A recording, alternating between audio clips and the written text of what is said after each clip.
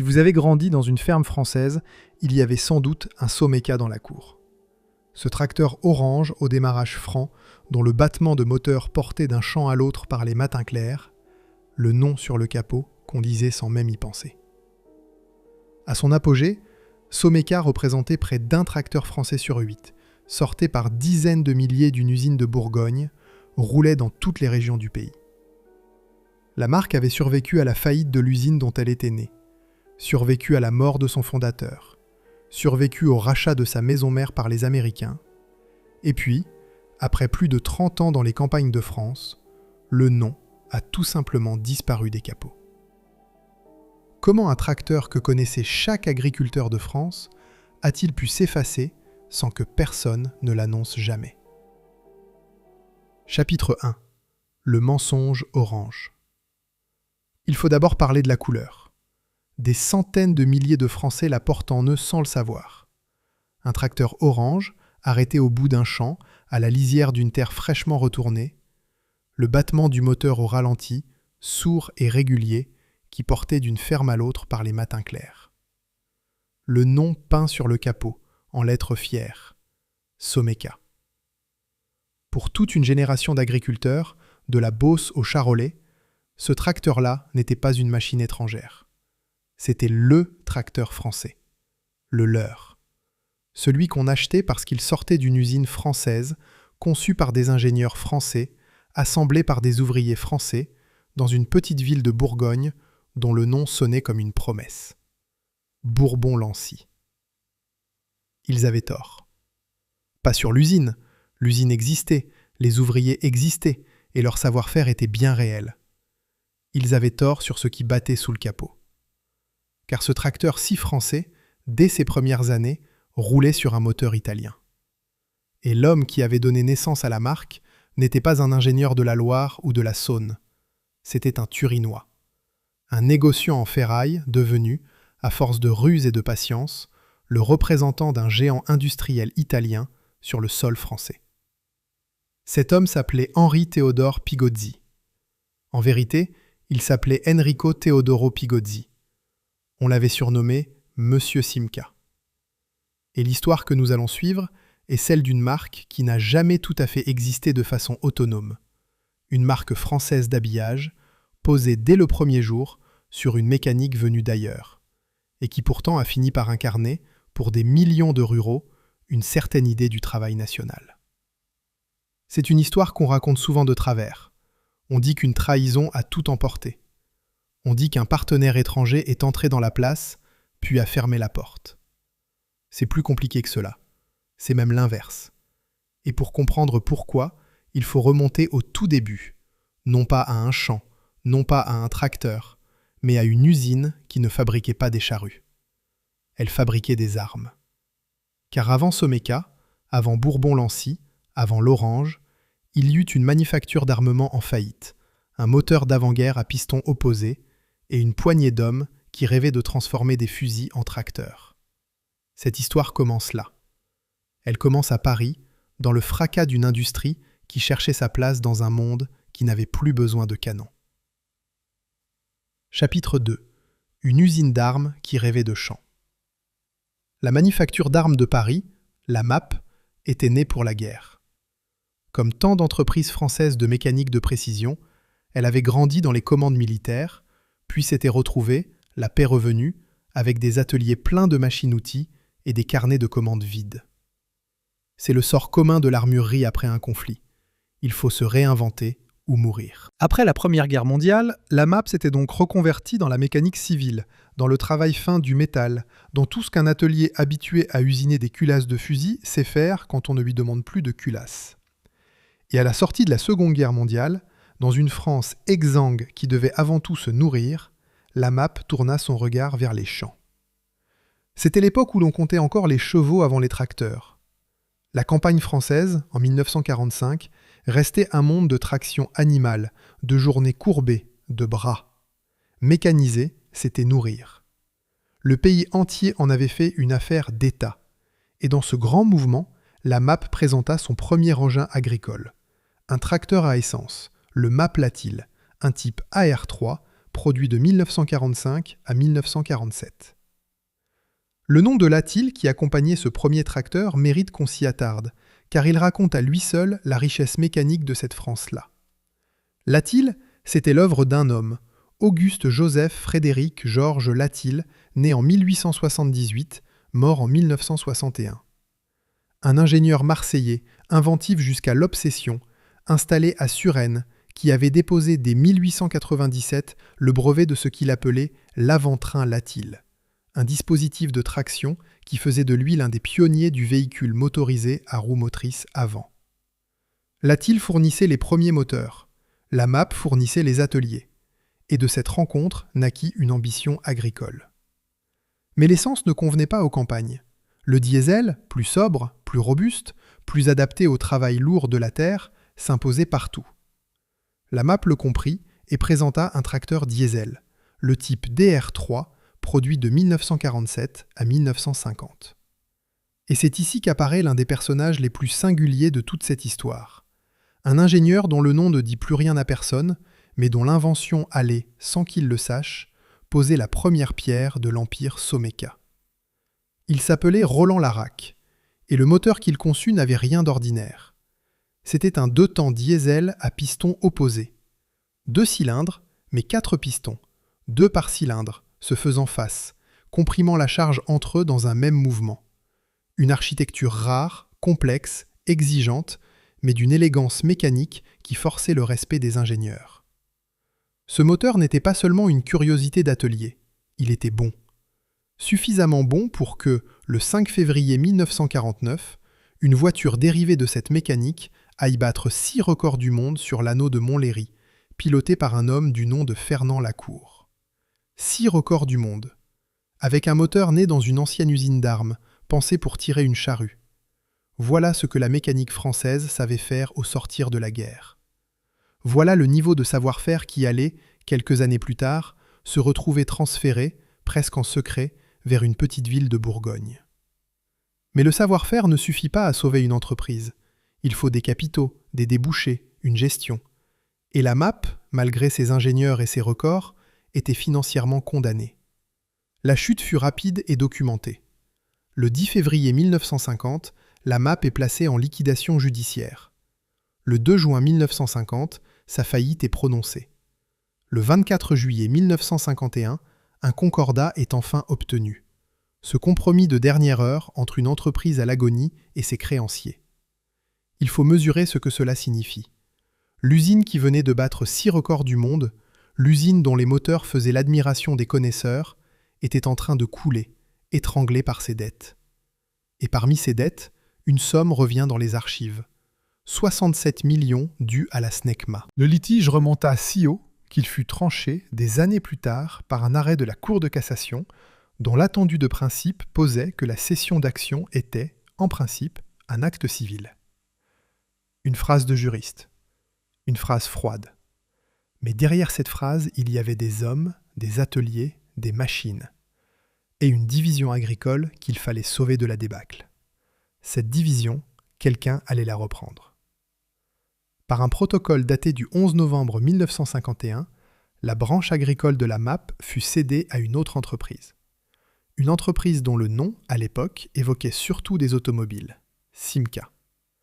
Et derrière Simca, il y avait le Turinois. Chapitre 3.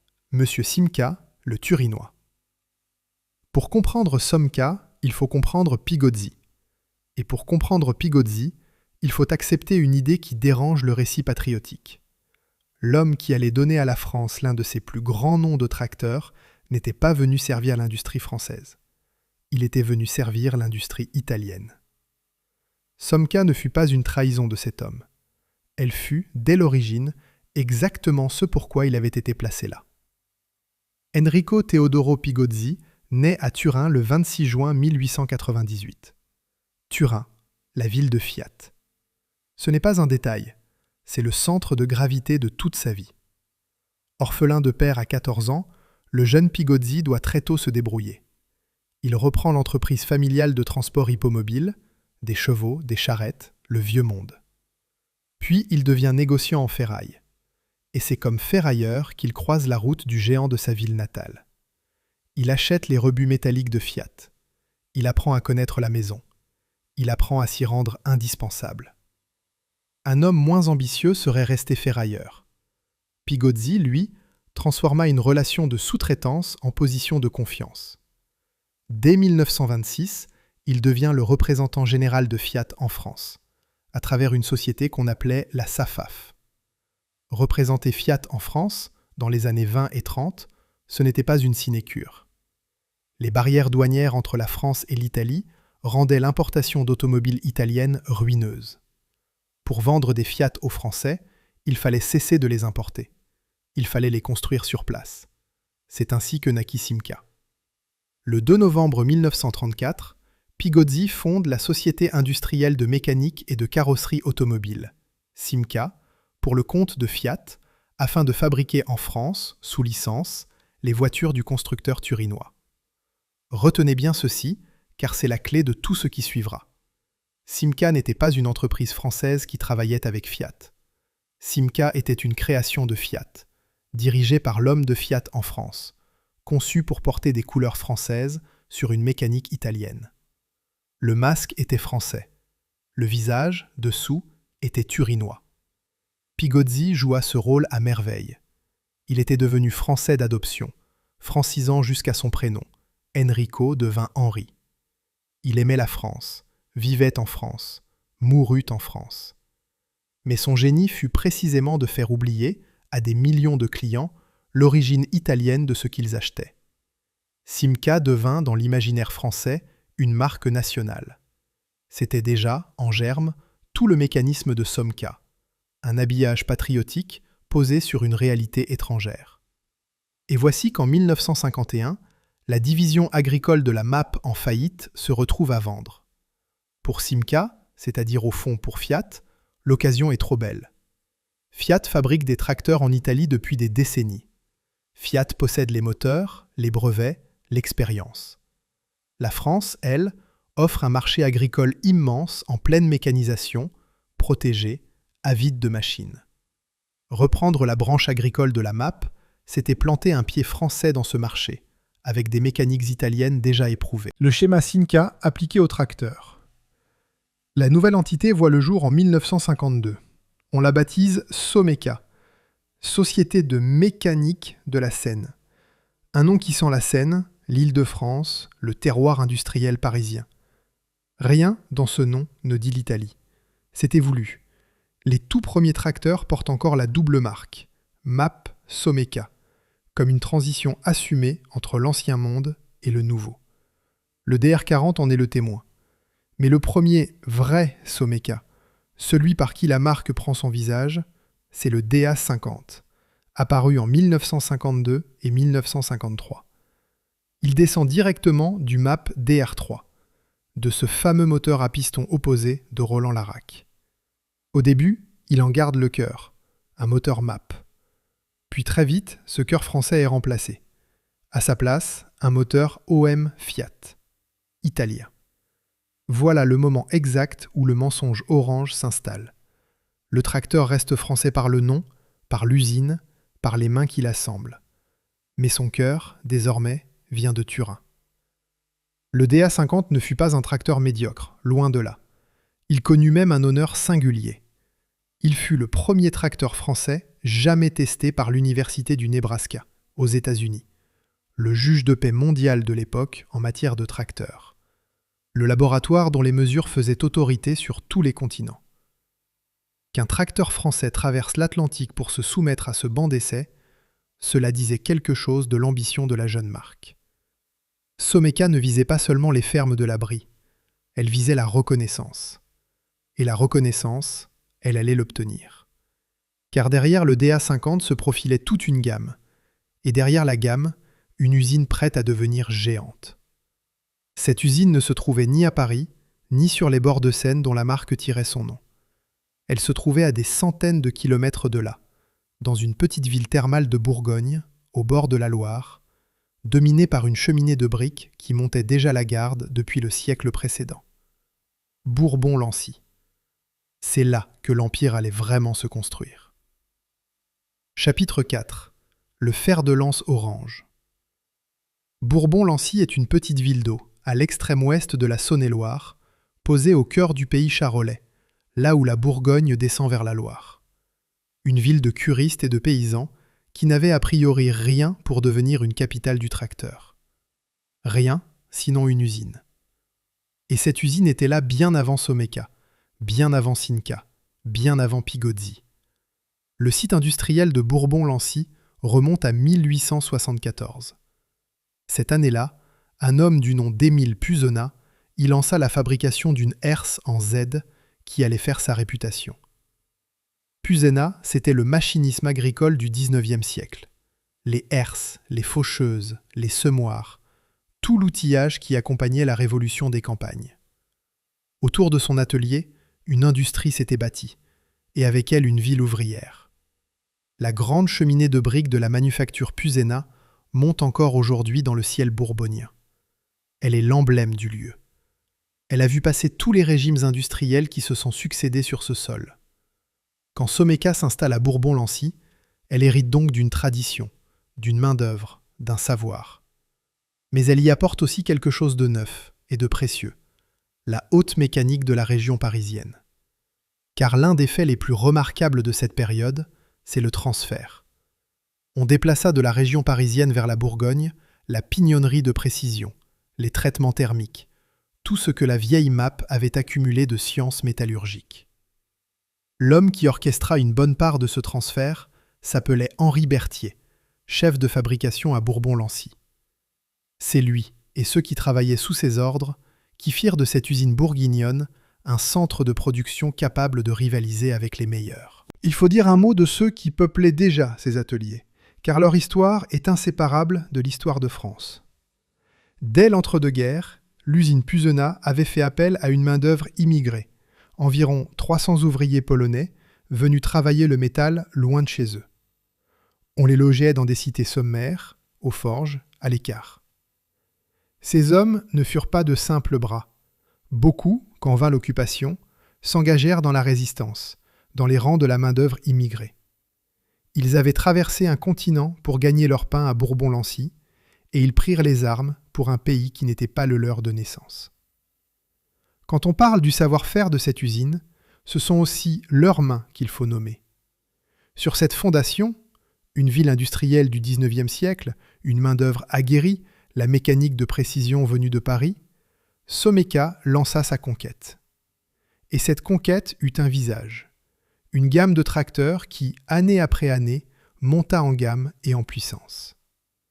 En 1956, apparut le Somme 20, le jumeau français de la Fiat que les Italiens appelaient la Piccola. Un tracteur modeste, accessible, taillé pour les petites exploitations dont la France était couverte. Puis vint le Somme 30 en 1960. Mais le tracteur qui allait porter Someka au sommet, celui dont le nom résonne encore dans la mémoire des campagnes, fut présenté en juin 1957. Le Somme 40. Le Somme 40 fut l'un des plus gros tracteurs jamais construits en France. Son moteur, un OM Fiat, faut-il le préciser, était un 4 temps à injection directe de 4165 cm3, développant 45 chevaux à 1500 tours par minute. Ces chiffres, aujourd'hui, font sourire. À l'époque, ils imposaient le respect. Un tracteur de cette puissance, robuste, endurant, capable de tirer des charrues lourdes dans les terres grasses, c'était un outil qui changeait la vie d'un exploitant. On l'améliora sans cesse. Le Somme 40B en juin 1959, doté d'un relevage hydraulique, le Somme 40H en mai 1961, le Super Somme 40 en 1963 et 1964. Et les chiffres de production, eux, ne font pas sourire du tout. Le Somme 40 fut produit à 18 741 unités jusqu'en 1964. Pour un tracteur français de cette gamme, à cette époque, c'était un record. 18 741 exemplaires du même modèle sortis des ateliers de Bourbon-Lancy, dispersés dans les fermes de tout le pays. Chacun de ces tracteurs, c'était une exploitation qui gagnait en surface, en rendement, en temps. Chacun, c'était aussi une conviction ancrée un peu plus profondément dans l'esprit du monde rural. Someka, c'est du solide, et Someka, c'est français. La gamme continuait de s'étoffer. Un Somme 25, un Somme 55 en 1961, puis en 1963, une refonte complète. Les Sommes 271 et 272, le 411, le 511, le 612. Une gamme du plus petit au plus gros, pour chaque type d'exploitation, pour chaque bourse. C'est ainsi qu'on bâtit une position dominante, non pas avec un seul tracteur miracle, mais avec une famille complète, cohérente, disponible, dont l'agriculteur savait qu'il trouverait toujours un modèle à sa taille. Le résultat de cette montée en puissance se lit dans un seul chiffre, et il est saisissant. Jusqu'en 1960, plus de 40 000 tracteurs Someka sur base Fiat furent produits. 40 000. En moins d'une décennie, une marque née d'une usine d'armes en faillite était devenue l'un des grands noms du tracteur français. Sur le plan de l'organisation, tout se resserrait aussi. En 1958, Someka fut regroupé au sein d'un ensemble baptisé Simca Industrie, qui réunissait plusieurs branches lourdes, Saurer, Unique, l'ancienne division poids lourds héritée de Ford SAF et Someka elle-même.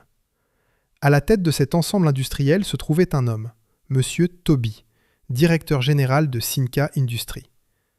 Ces regroupements, à première vue, n'étaient que de la mécanique d'entreprise, des cases qu'on déplace dans un organigramme. En réalité, il dessinait déjà la structure qui déciderait plus tard du sort de la marque. Someka n'était pas maîtresse de son destin. Elle était une pièce dans un jeu bien plus vaste dont les règles se fixaient ailleurs. À Turin, autant qu'à Paris. Mais en cette fin des années 50, en ce début des années 60, qui songeait à cela? On regardait les chiffres monter, on regardait l'usine grandir, on voyait dans les campagnes se multiplier ces tracteurs orange au moteur assourdissant, ce démarrage franc, cette silhouette qu'on reconnaissait de loin. Someka était partout. Someka gagnait. Et Bourbon-Lancy, cette petite ville d'eau, s'apprêtait à vivre ses plus grandes années, celle où l'usine serait la ville et la ville serait l'usine. Car nous n'en sommes qu'au commencement de la gloire. L'apogée est encore devant nous. Et c'est précisément au sommet, quand tout semblait acquis, quand l'orange régnait sur les labours de France, que se nouait déjà, dans les bureaux, la décision qui allait tout changer. Chapitre 5. 6 heures. La sirène. Imaginez que vous arriviez devant les grilles de l'usine un matin d'hiver, au début des années 60. Il fait encore nuit sur Bourbon-Lancy, la brume monte de la Loire, s'accroche au toit, noie la grande cheminée de briques dont on ne devine plus que la base. Et dans ce petit jour bourguignon, la sirène de l'usine déchire le silence. 6 heures. La première équipe. Ils arrivent de partout, à pied, depuis les cités ouvrières toutes proches, à vélo, la musette en bandoulière, et, de plus en plus, par les cars, ces autobus d'entreprise qui ramassaient les ouvriers dans les villages alentours, car l'usine était devenue trop grande pour se contenter de la ville. Ils convergent tous vers le même portail, vers la même pointeuse, vers ce geste répété des milliers de fois. Glisser sa fiche, entendre le déclic, marquer son heure. Après quoi, l'homme n'est plus tout à fait un civil. Il est un ouvrier de Someka, et pour les 8 heures qui viennent, sa vie appartient au rythme de la machine. Ce qui frappe d'abord, quand on pénètre dans ces ateliers, c'est l'ampleur. Bourbon-Lancy n'était pas une petite manufacture provinciale. C'était un complexe qui montait en puissance d'année en année, absorbant les commandes, embauchant sans cesse. Et ce qui frappe ensuite, c'est le contraste des matières et des gestes. Car un tracteur, ce n'est pas une seule usine. C'est une succession de mondes qui se répondent. Il y avait le monde du fer brut, des fonderies et des forges, où le métal arrivait en masse informe, où la chaleur et le bruit dictaient leurs lois. Il y avait le monde de la pignonnerie, et c'est ici qu'il faut s'arrêter, car c'est là que battait le cœur du savoir-faire de Bourbon-Lancy. Tailler un engrenage, ce n'est pas usiner une pièce quelconque.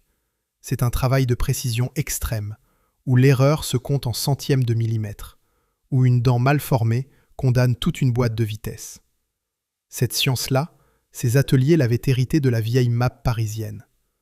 On l'avait transportée, jalousement, de la région parisienne vers la Bourgogne, avec les traitements thermiques qui l'accompagnaient. ces procédés qui durcissent l'acier, qui lui donnent l'endurance nécessaire pour supporter, des décennies durant, les efforts d'un tracteur au labour. L'homme qui veillait sur cette alchimie, on l'a déjà nommé, Henri Berthier, chef de fabrication. C'est un titre modeste pour une responsabilité immense, car c'est de la qualité de cette pignonnerie, de la constance de ses traitements, que dépendait la réputation entière de la marque. Un tracteur Someka devait durer. Il devait démarrer au quart de tour par les matins de gel, tirer sans faiblir dans la boue de novembre, traverser les générations d'une même ferme. Cette promesse-là, ce n'était pas le service commercial qui la tenait. C'était Berthier et ses hommes, penchés sur leur machine-outil, dans le vacarme et l'odeur d'huile de coupe. Car l'odeur, il faut en parler. Un atelier de mécanique a une signature olfactive qu'aucun ouvrier n'oublie. L'huile de coupe, d'abord, cette huile qu'on projette sur l'outil pour refroidir la pièce et qui imprègne tout, les mains, le bleu de travail, les cheveux. Le métal chaud, ensuite, cette odeur âcre du copeau qui s'enroule sous la fraise. Et par-dessus tout cela, dans les ateliers de peinture, l'odeur entêtante du solvant et de la laque. Car c'est là, à la fin de la chaîne, que le tracteur recevait sa couleur. Cet orange qui allait devenir sa signature dans les campagnes de France. Il faut d'ailleurs corriger ici une idée reçue tenace. On imagine parfois que cet orange fut plus tard imposé par les Italiens comme une marque de domination. C'est faux. L'orange était la couleur de Fiat depuis le début des années 50, oui. Mais les Someka étaient orange dès leurs premières années. L'orange n'a jamais été le signe d'une conquête. Il fut, dès l'origine, la couleur de cette mécanique italienne habillée de français. Simplement, personne, dans les fermes, ne le savait. Puis venait le moment de l'assemblage. C'est le cœur théâtral de toute usine automobile ou agricole. La chaîne, où les pièces venues de partout se rejoignent enfin pour devenir une machine. Le châssis, la transmission avec ses engrenages de précision, les roues immenses et, pièces maîtresses arrivant souvent d'Italie ou construites sous licence, le moteur OM Fiat que l'on venait boulonner en son centre. Poste après poste, le tracteur prenait forme. Nu au départ, il gagnait ses organes, sa peau orange, ses roues, jusqu'à devenir, en bout de chaîne, cet objet fini, luisant, prêt à rugir. Et il rugissait. L'essai des moteurs, dans une usine de tracteurs, c'est un tonnerre permanent. Ce bruit assourdissant que les agriculteurs connaîtraient si bien, ce battement puissant du diesel, il naissait ici, entre ces murs, répété des dizaines de fois par jour. Les ouvriers, eux, avaient cessé de l'entendre après la première semaine. C'est ainsi dans toutes les usines. Le corps s'habitue au vacarme, l'oreille finit par ne plus le percevoir. Il ne le remarquait que le dimanche, quand l'usine se taisait et que le silence, soudain, avait la mauvaise forme. Chaque tracteur qui sortait de Bourbon-Lancy, c'était le fruit de cette longue traversée. Du fer brut à la machine peinte, de la fonderie à la chaîne, des mains polonaises et bourguignonnes et françaises qui, poste après poste, l'avaient fait naître. Ils ne construisaient pas seulement des tracteurs. Ils construisaient la réputation d'une marque et, sans le savoir, ils construisaient leur propre ville. Chapitre 6. Quand l'usine était la ville. Il faut comprendre ce que représentait une usine comme celle-là dans une commune comme Bourbon-Lancy. Ce n'était pas un employeur parmi d'autres. C'était l'ossature même de la cité. On ne travaillait pas seulement à l'usine. On y logeait, on y mangeait, on y envoyait ses enfants en colonie, on y était soigné, on y vieillissait. L'usine ne fournissait pas un salaire. Elle fournissait une vie entière, du berceau à la retraite. Cette organisation-là avait des racines profondes, plantées bien avant Someka, du temps de Pusena. Dès l'entre-deux-guerres, la manufacture avait bâti pour ses ouvriers de véritables cités. Entre 1923 et 1927, plus de 400 logements sortirent de terre, capables d'abriter jusqu'à 1500 ouvriers et leurs familles. Ce n'était pas de simples toits, c'était un monde organisé, pensé, encadré. Il y avait une boucherie, une garderie, un jardin d'enfants, tout ce qu'il fallait pour qu'une famille ouvrière puisse vivre sans jamais tout à fait quitter l'orbite de l'usine. Ce système avait un nom, et il faut le dire avec ses deux visages, le paternalisme industriel. Le patron logeait, nourrissait, soignait. Mais le patron aussi tenait. Il connaissait votre foyer, vos habitudes, vos opinions. Se loger grâce à l'usine, c'était un confort réel dans une France où le logement manquait. Mais c'était aussi une dépendance de plus.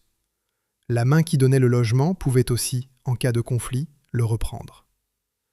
Les ouvriers de Bourbon-Lancy le savaient. Ils acceptaient le confort sans jamais oublier son prix. Et ce prix, ils apprirent à le négocier. Car l'histoire ouvrière de ce site n'est pas seulement une histoire de gratitude, c'est aussi une histoire de lutte.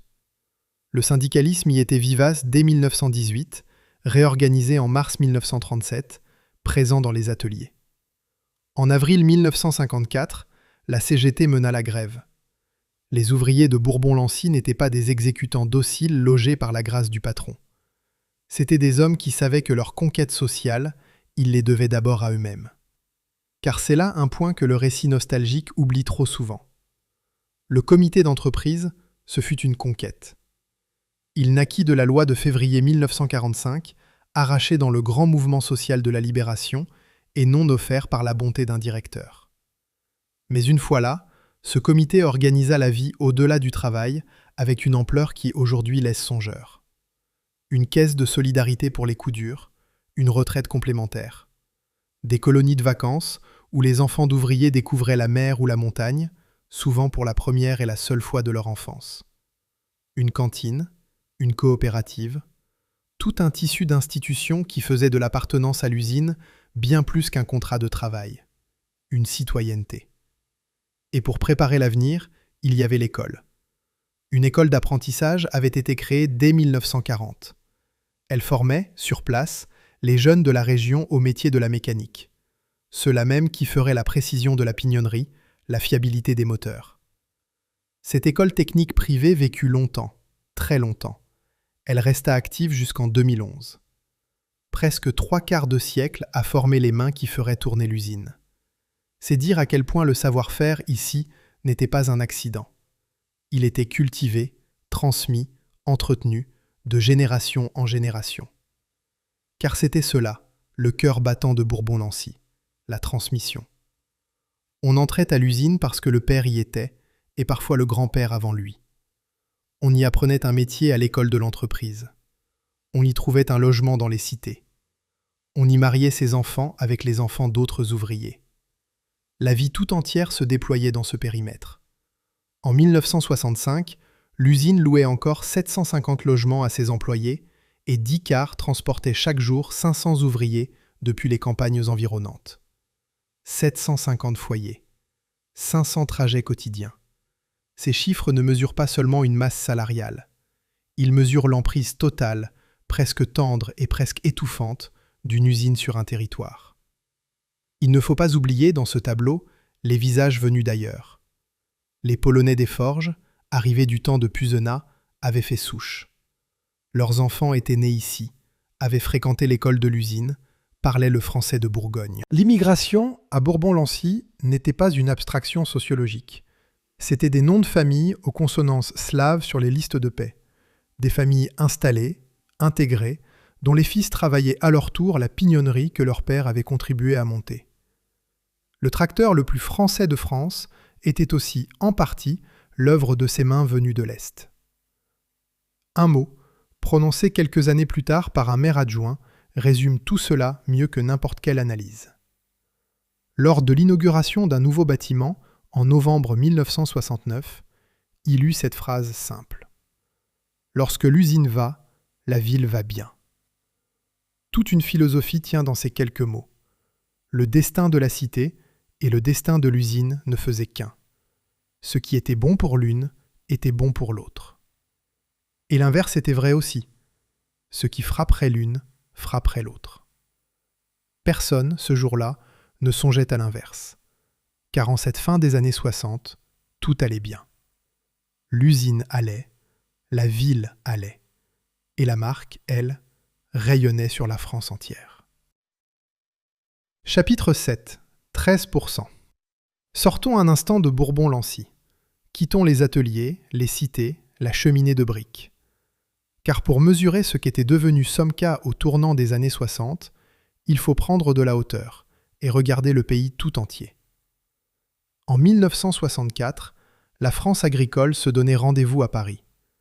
Le Salon de la machine agricole, le 35e du nom, était le grand théâtre annuel où les constructeurs venaient présenter leurs dernières machines aux agriculteurs du pays. C'était la vitrine, le lieu où se faisait et se défaisait la réputation d'une marque. Et cette année-là, Somca y présenta le 612, un tracteur de 65 chevaux, fleuron de sa gamme renouvelée. Une machine moderne, puissante, aboutie, qui disait l'ambition d'un constructeur au sommet de son art. Mais le chiffre qui compte vraiment, cette année-là, n'est pas une puissance en chevaux. C'est une part de marché. En 1964, les tracteurs Somca représentaient près de 13% de la production française. 13%. Il faut laisser ce chiffre résonner. Sur tous les tracteurs qui sortaient des usines de France, près d'1 sur 8 portait le nom de Somca.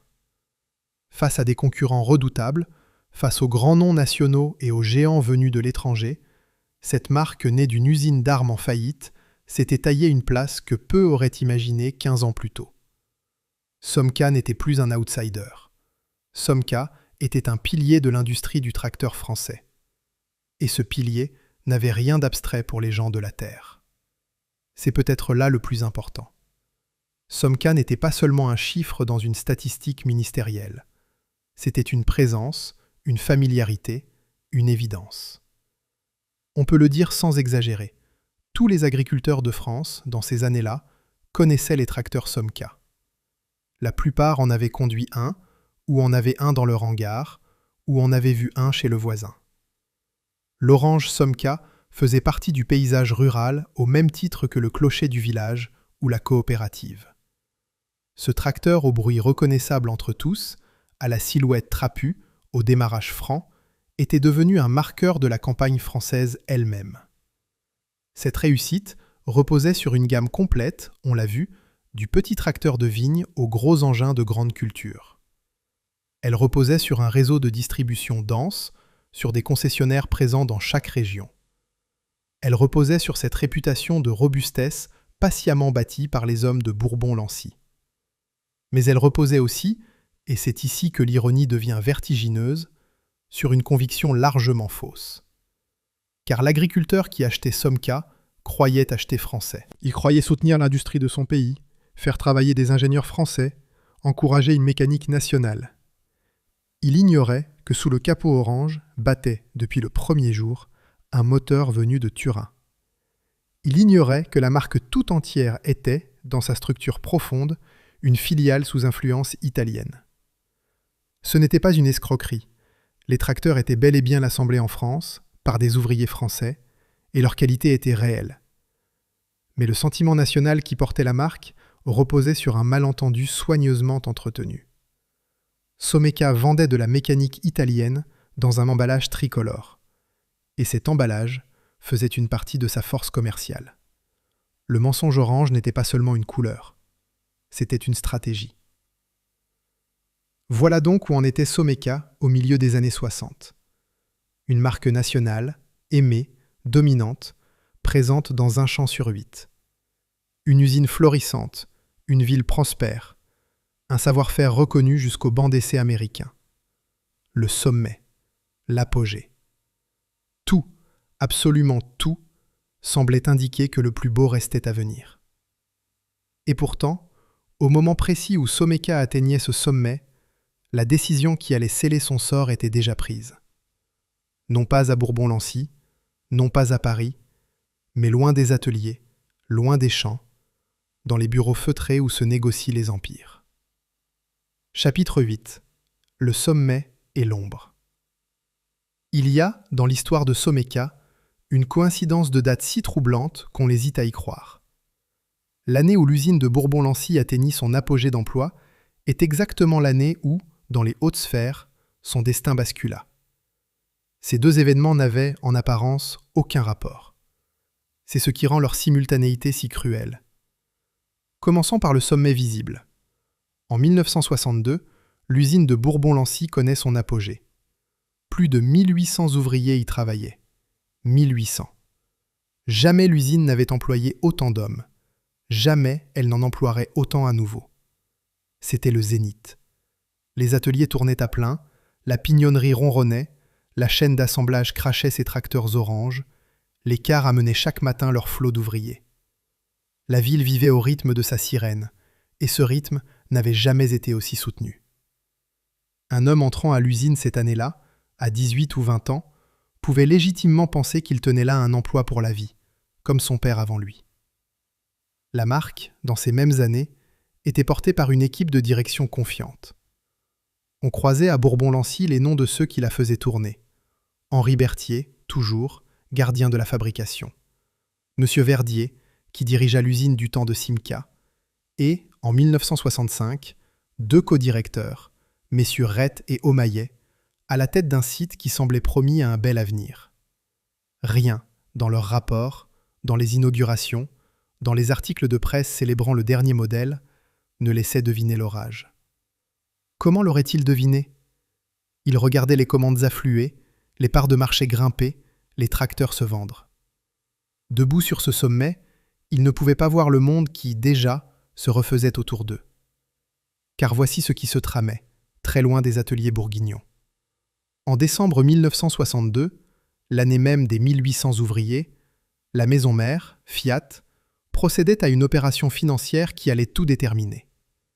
Ce mois-là, l'américain Chrysler porta sa participation dans Simca à une majorité écrasante, en rachetant une partie des actions détenues par Fiat.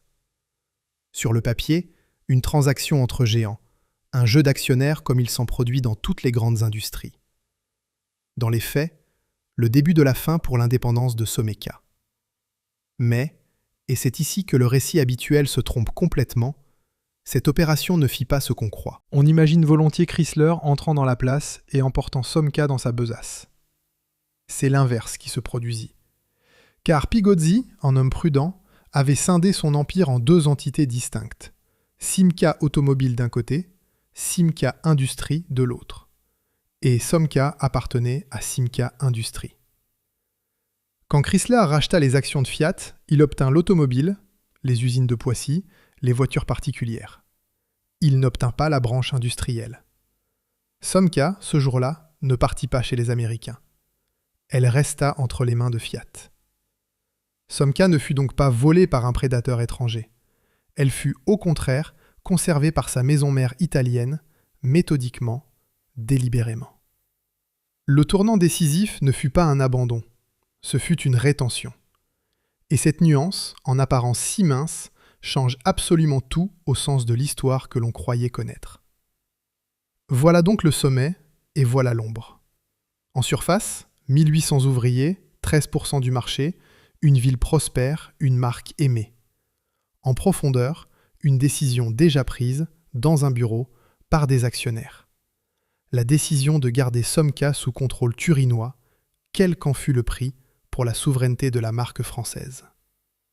L'usine était à son zénith, et à ce moment précis, sans qu'aucun de ces 1800 ouvriers ne pût le savoir, l'entité qui la possédait avait déjà tranché, en silence, que Somka ne serait bientôt plus qu'un nom, un réseau, un habillage tricolore posé sur une mécanique qui, elle, retournerait un jour à sa source. Le compte à rebours avait commencé. Chapitre 9. La fin de l'exception française. Le compte à rebours ne fit aucun bruit. Il n'y eut ni annonce fracassante, ni plan social, ni grille cadenassée. La mort de Somka ne commença pas par une fermeture. Elle commença par une signature, une réorganisation, une décision d'apparence purement technique, le genre de décision que l'on prend dans un bureau, entre gens sérieux, et dont personne, à l'atelier, ne mesure la portée. C'est ainsi que meurent les marques, non pas d'un coup de couteau, mais d'une lente vidange de leur substance.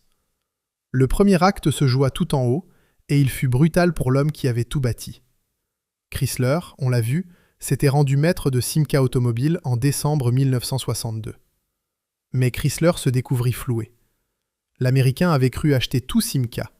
Il n'avait obtenu que l'automobile, privé de la branche industrielle qui fournissait tant de composants et de pièces.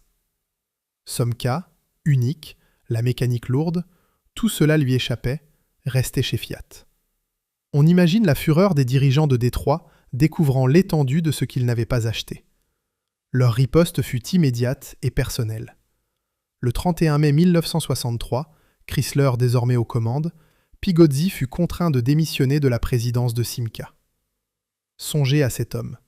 Le Turinois qui avait inventé Simca de rien, qui avait donné à la France Somca et tant d'autres, écarté de son propre empire par ceux-là même à qui il avait vendu une partie. On le remplaça par Georges Héreil, l'ancien de Sud Aviation, l'homme qu'on surnommait Monsieur Caravelle pour avoir porté le célèbre avion. Un grand nom, certes, mais pas Pigozzi. Et Monsieur Simca, brisé, ne survécut pas longtemps à sa chute. Le 18 novembre 1964, à Neuilly-sur-Seine, une crise cardiaque l'emporta. Il avait 66 ans. L'homme qui avait fait croire à la France qu'elle achetait français mourut moins de 18 mois après avoir été chassé de sa création. Sa disparition fut un présage, car avec Pigozzi disparaissait aussi une certaine idée de Somca, l'idée d'une entreprise qui, même sous influence italienne, gardait sa personnalité, ses ingénieurs, son projet. Ce qui vint ensuite fut d'une autre nature. En 1965, avec la série que l'on appela 15 diamantes, un seuil fut franchi, discrètement, sans tambour. Someca cessa de concevoir ses propres tracteurs. C'en était fini du bureau d'études français, fini de l'ingénierie autonome. Désormais, Someca ne fabriquait plus que des Fiat sous licence. Les modèles étaient dessinés à Turin, la marque française n'était plus qu'un badge, un nom sur un capot, un réseau de vente. Le cœur avait toujours été italien, maintenant, c'était le cerveau aussi. Il faut peser ce que cela signifie. Une usine peut vivre sans son bureau d'études, elle assemble, elle produit, elle emploie. Mais une marque privée de sa conception est une marque condamnée. Elle n'a plus de raison d'être distincte.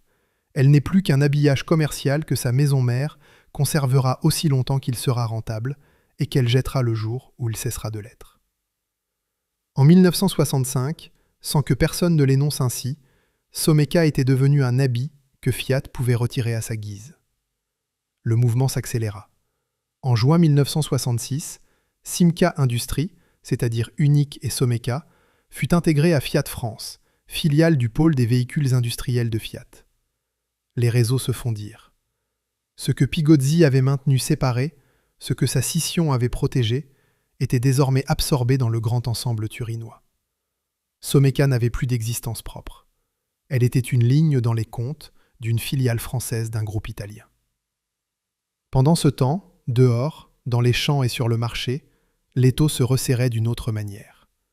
Car les années 60 virent débarquer en France une concurrence redoutable, mieux armée, mieux capitalisée. L'américain John Deere, géant mondial du tracteur, Massey Ferguson, qui avait installé dès 1960 une grande usine à Beauvais et inondait le marché, International Harvester. Et, sur le terrain national, Renault, dont l'usine du Mans produisait des tracteurs en nombre. Ajoutez à cela l'allemand Deutz, le spécialiste classe. Face à ces forces, une marque privée de son bureau d'études, réduite à distribuer des Fiat rebadgés, était en position de faiblesse structurelle. Puis vinrent les chocs pétroliers des années 70, qui frappèrent tout le machinisme agricole. Le carburant renchérit. Les agriculteurs, pris à la gorge, retardèrent leurs achats. Une surcapacité s'installa dans toute l'Europe du tracteur. Trop d'usines, trop de modèles, pas assez de clients. Dans ce paysage impitoyable, Fiat n'avait plus aucune raison sentimentale de faire vivre une marque française qui n'était plus qu'un doublon de sa propre gamme. La logique industrielle et la logique comptable pointaient dans la même direction. Et cette direction, pour Someca, ne menait qu'à l'effacement. Chapitre 10. Bourbon-Lancy change de moteur. Restait l'usine, restaient les hommes. Restait Bourbon-Lancy, cette ville dont le maire adjoint avait dit, quelques années plus tôt, que son sort et celui de l'usine ne faisaient qu'un. Et c'est ici que l'histoire de Someca prend un tour inattendu, presque paradoxal. Car si la marque était condamnée, l'usine, elle, allait être sauvée. Mais sauvée en cessant de faire ce pourquoi elle existait. À la fin des années 60, les nouvelles n'étaient pas bonnes à Bourbon-Lancy. Les immatriculations de tracteurs Someca chutaient. D'une année sur l'autre, elles perdirent près d'un tiers par rapport à 1969. Un tiers. Pour une usine dont la production reposait sur le tracteur, c'était une saignée. La direction générale le savait, et elle prit une décision qui allait transformer radicalement la nature du site. L'annonce vint par la voix de la direction, fin 1970, par un homme dont les archives ont retenu le nom, M. Verdillon. Puis, ce fut M. Petit qui porta le projet, avec des mots qui sonnaient comme un langage d'époque. Restructuration et polyvalence. Se mettre à l'heure de l'Europe. Derrière ces formules, une réalité concrète et lourde de conséquences. Bourbon-Lancy allait cesser d'être une usine de tracteurs. Le 1er juin 1972, le site fut rattaché à Unique Fiat. La production de tracteurs fut rapatriée en Italie, car pourquoi Fiat produirait-il en France des tracteurs qu'il concevait de toute façon à Turin? Les machines agricoles proprement dites furent transférées ailleurs, à Fourchambault et à Garchizy, dans la Nièvre voisine. Et Bourbon-Lancy reçut une nouvelle vocation, entièrement différente, la fabrication des gros moteurs de camions. Il faut s'arrêter sur ce basculement, car il porte en lui toute l'ambiguïté du destin de ce site. D'un côté, c'était une perte immense. L'usine qui avait fait la gloire de Someka, qui avait produit des dizaines de milliers de tracteurs Orange, cessait de faire des tracteurs. Le nom même de Someka s'éloignait de ses ateliers. Pour les ouvriers attachés à ce qu'ils fabriquaient, pour la fierté d'une ville qui s'était identifiée à ses tracteurs, c'était un deuil. Mais d'un autre côté, et c'est ce qui distingue absolument cette histoire de tant d'autres histoires industrielles françaises, l'usine ne ferma pas. L'emploi ne s'évapora pas. Les grilles ne se couvrirent pas de rouille. Fiat, en réorientant Bourbon-Lancy vers les moteurs, y maintint une activité, y investit, y garda des hommes. Là où d'autres cités ouvrières allaient connaître, dans ces mêmes années, la fermeture sèche, le chômage de masse, l'exil des jeunes, Bourbon-Lancy fut reconverti. Reconverti, non liquidé. Ceux qui vécurent ce moment le ressentirent d'ailleurs dans toute son ambivalence, comme une menace autant que comme un sursis. On perdait le tracteur, mais on gardait l'usine. On perdait une identité, mais on sauvait des salaires. Dans les foyers de Bourbon-Lancy, ce printemps 1972, on dut avoir ces conversations que connaissent bien les familles ouvrières. Faut-il pleurer ce qui part, ou remercier le ciel pour ce qui reste? La vérité, c'est que les deux sentiments étaient légitimes. Someka s'en allait de Bourbon-Lancy. Mais Bourbon-Lancy allait survivre à Someka. Cette reconversion ne fut pas le fruit du hasard. Elle relevait d'une stratégie plus vaste, portée notamment par un dirigeant de Fiat, Giorgio Garuzzo, qui fut à l'origine du plan d'investissement dans les moteurs. Là où la marque de tracteur n'avait plus d'avenir, le moteur industriel, lui, promettait des décennies de production. Fiat le comprit. Et Bourbon-Lancy devint l'un des maillons de cette autre industrie, celle qui, silencieusement, allait assurer la longévité du site bien après que le dernier tracteur Someka eût quitté ses chaînes. Mais la marque, elle, n'avait pas fini de mourir. Il lui restait à subir l'humiliation la plus lente, la plus insidieuse, celle de l'effacement de son propre nom. Chapitre 11. L'autocollant qui penche. Comment efface-t-on une marque? Pas d'un seul geste. On l'efface par petites touches, si progressives qu'aucune, prise isolément, ne semble décisive. On la dilue, on la subordonne, on la relègue. Jusqu'à ce qu'un jour, sans qu'on ait jamais annoncé sa fin, elle ait tout simplement disparu. L'histoire de la marque Someka, dans ces dernières années, est une leçon d'effacement méthodique. Écartons d'abord une légende. On raconte parfois que Fiat aurait tué Someka en repeignant ses tracteurs en orange, couleur italienne. C'est faux, et nous l'avons déjà établi. Les Someka étaient orange depuis toujours, et l'orange était la couleur de Fiat depuis le début des années 50. La couleur ne fut jamais l'arme du crime. L'arme du crime fut typographique. Elle fut faite de logos, de dispositions, d'inscriptions. Tout se joua dans les détails de ce qu'on peignait ou collait sur le capot des machines. Suivons la lente descente. Au début, le nom Someka trônait fièrement, seul maître à bord. Puis on inséra le logo Someca dans les losanges de Fiat. Première subordination, encore discrète. Vint ensuite l'ère du double nom, Someca Fiat. Les deux marques accolées, mais Someca encore en tête. Puis l'ordre s'inversa. Fiat Someca. Fiat d'abord, Someca ensuite. Sur la série 80, dotée d'une cabine dessinée par Pininfarina, on en était là. Chaque étape reculait un peu plus le nom français, le rapetissait, le faisait glisser vers l'accessoire. Et puis vint l'ultime avilissement, celui que la mémoire des passionnés a retenu comme le symbole de toute l'affaire. Sur les derniers tracteurs, le nom Someca n'était plus qu'un simple autocollant. Un sticker apposé sous le sigle Fiat. Et cet autocollant, sur bien des machines, était collé de travers, penché, à la va-vite, comme si celui qui l'apposait n'y croyait déjà plus, comme si le geste lui-même trahissait l'indifférence. Voilà ce qu'était devenu une marque qui, 10 ans plus tôt, occupait 13% du marché français. Un autocollant penché, collé sans soin, sous le vrai nom, le nom italien. Il y a dans cette image quelque chose de profondément éloquent. On n'avait pas fait de discours pour enterrer Someca. On n'avait pas convoqué la presse, ni prononcé de raisons funèbres. On avait simplement laissé le nom rétrécir, glisser, pencher, jusqu'à ce qu'il ne signifie plus rien. Une marque qu'on efface sans jamais l'annoncer. C'est peut-être la fin la plus triste qui soit, car elle ne laisse même pas la dignité d'un adieu. Les derniers tracteurs à porter le badge Someca appartenaient à la gamme des années 70 et 80. Les Someca 750, 850, 1000, 1300.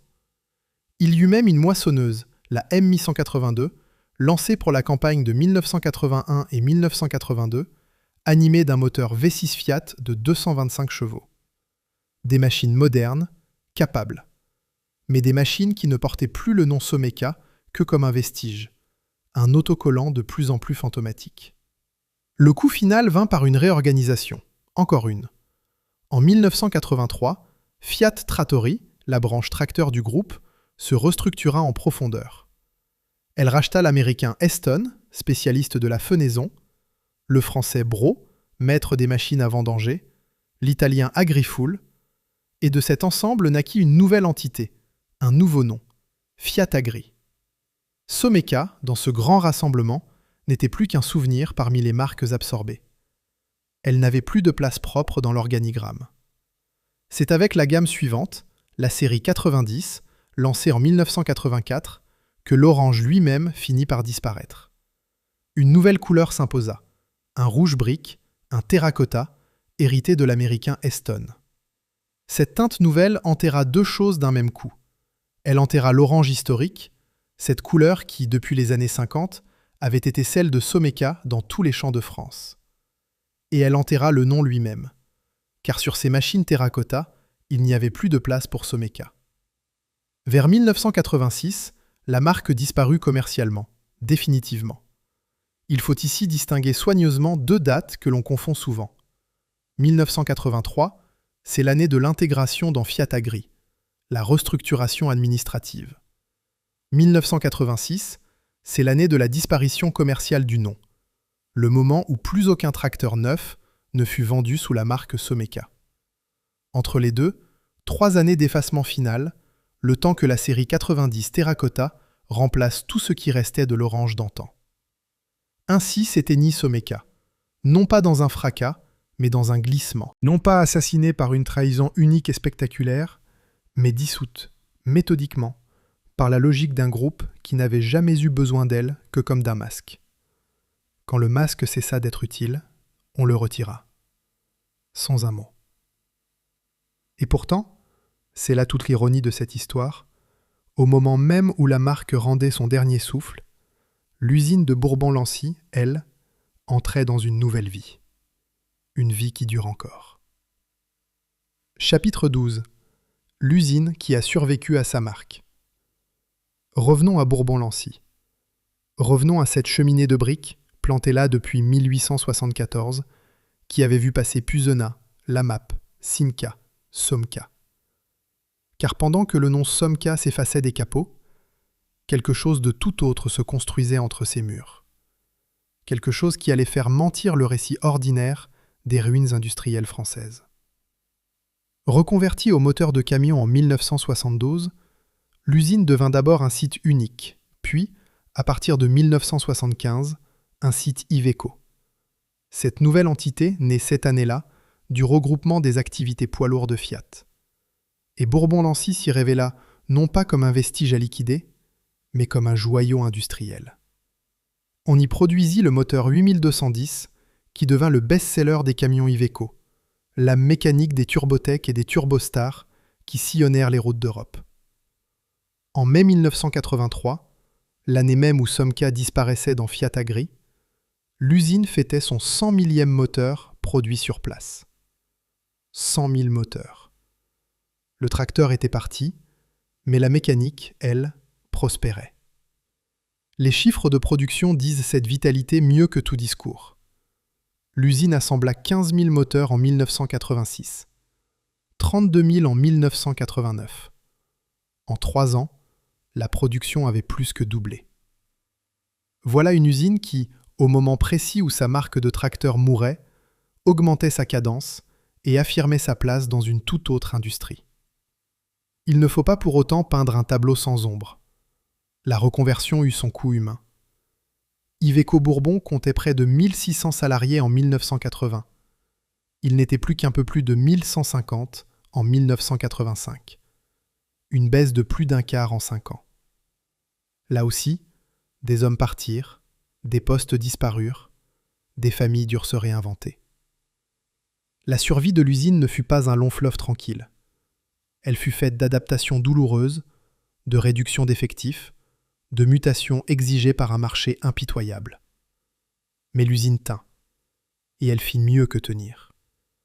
À partir de 1998, elle se lança dans la production d'une nouvelle famille de moteurs, la famille Cursor, qui allait devenir sa raison d'être pour les décennies suivantes.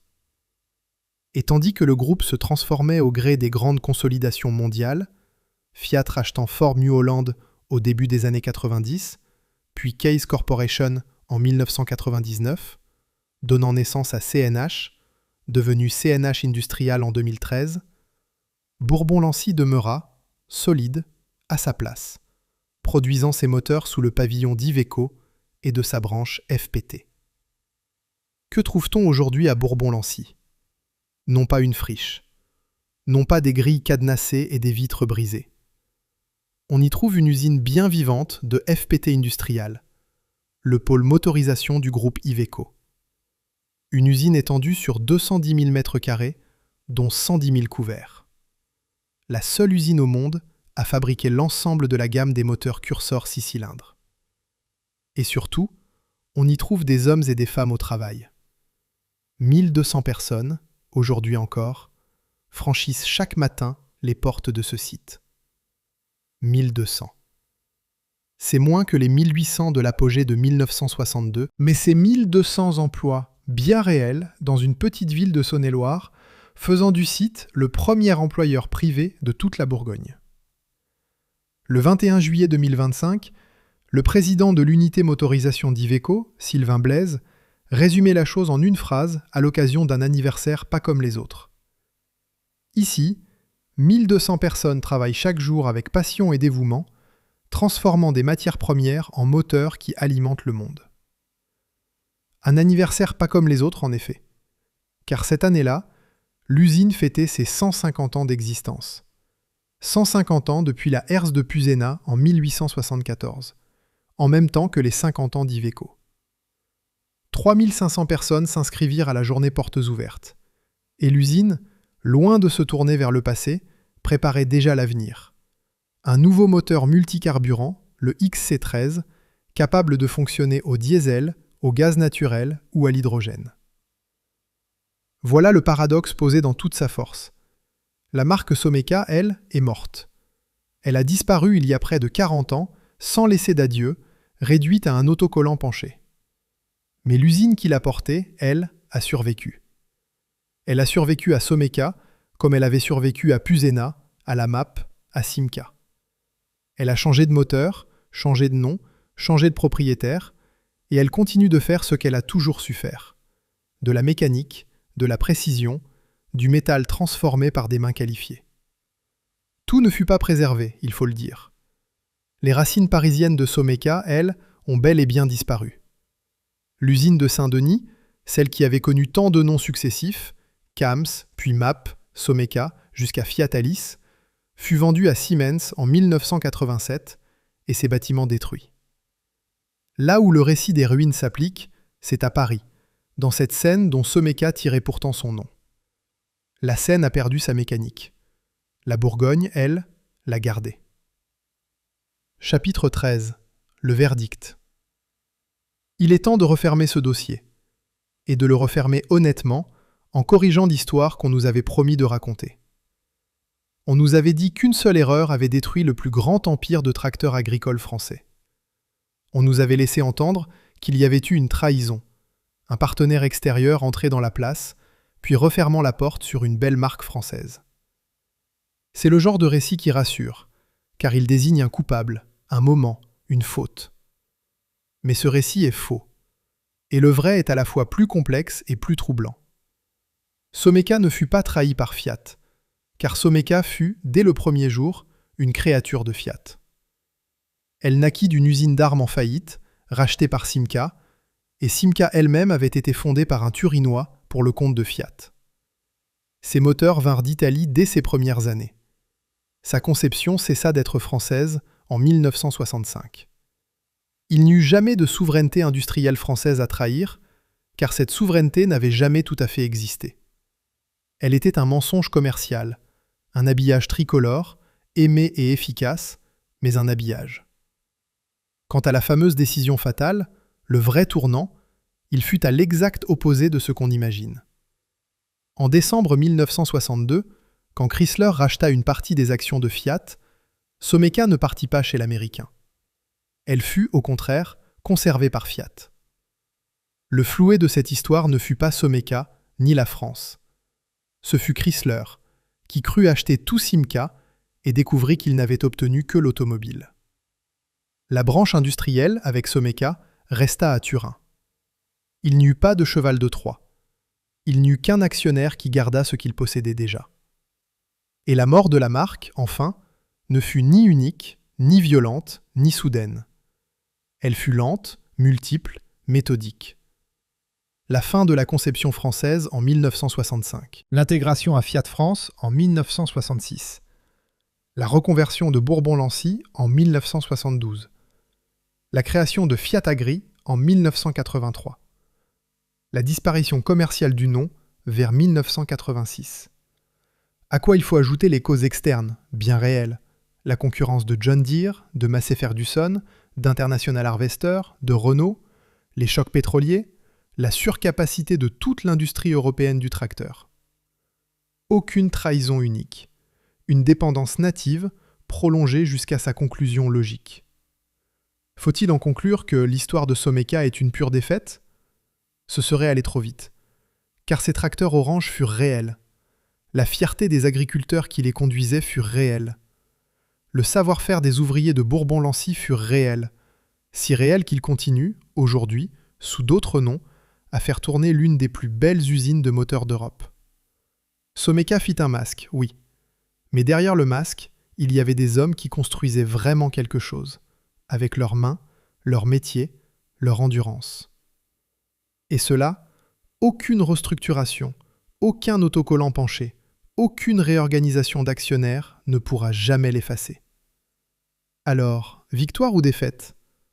La marque a perdu, l'usine a gagné, le nom s'est éteint, les hommes ont continué. Et peut-être est-ce là la vraie leçon de Bourbon-Lancy, si tant est qu'il faille en tirer une. Ce qui compte vraiment dans une aventure industrielle, ce n'est peut-être pas le nom peint sur le capot. C'est le geste, le savoir, la main. Le nom Someka a disparu, mais chaque moteur curseur qui sort aujourd'hui de Bourbon-Lancy est l'héritier direct de la pignonnerie de précision qu'Henri Berthier avait fait venir de Paris il y a plus de 60 ans. Il reste, quelque part dans un hangar de ferme, un vieux tracteur orange. Le nom, sur le capot, est à demi effacé.